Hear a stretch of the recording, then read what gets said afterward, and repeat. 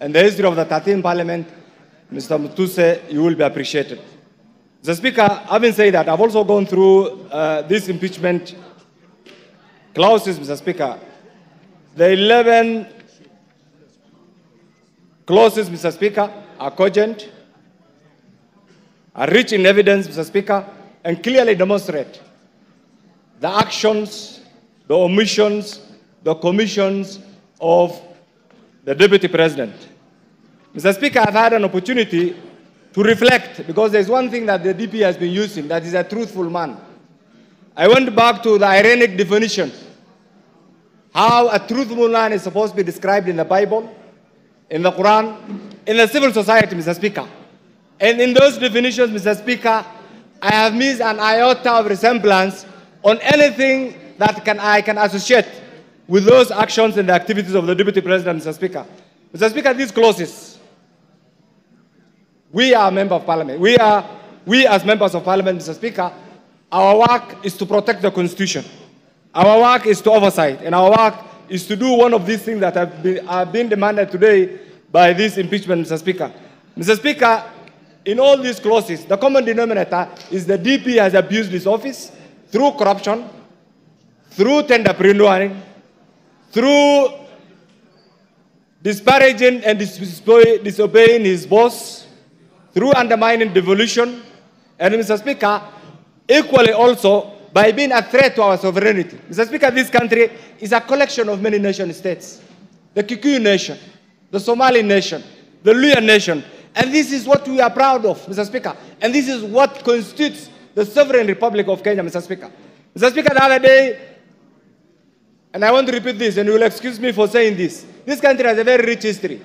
In 1982, one gallant son from northern Kenya called General Mahmoud saved Kenyans from militarism.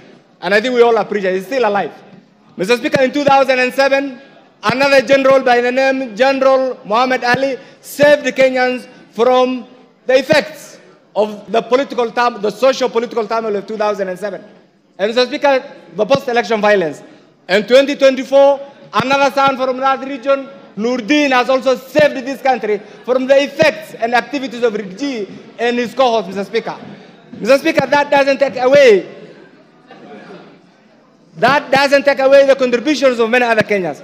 Mr. Speaker, in all this, what I have gathered, and we have been in Parliament together, we are doing a favor for Rigji.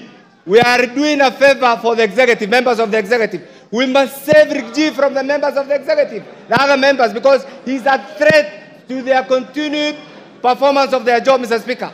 We must also save Rigji from the members of the judiciary because he keeps on attacking them, Mr. Speaker. We must also save Rigji from the members of the legislature because he attacks them, Mr. Speaker. We must also save Rigji from the 47 tribes, Mr. Speaker, because he keeps on attacking them. Mr. Speaker, we must also save Rigji from the remnants of Mau Mau because he keeps on abusing their name, Mr. Speaker.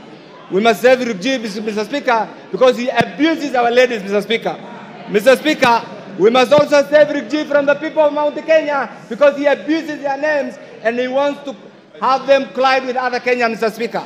Mr. Speaker, isolate them, Mr. Speaker.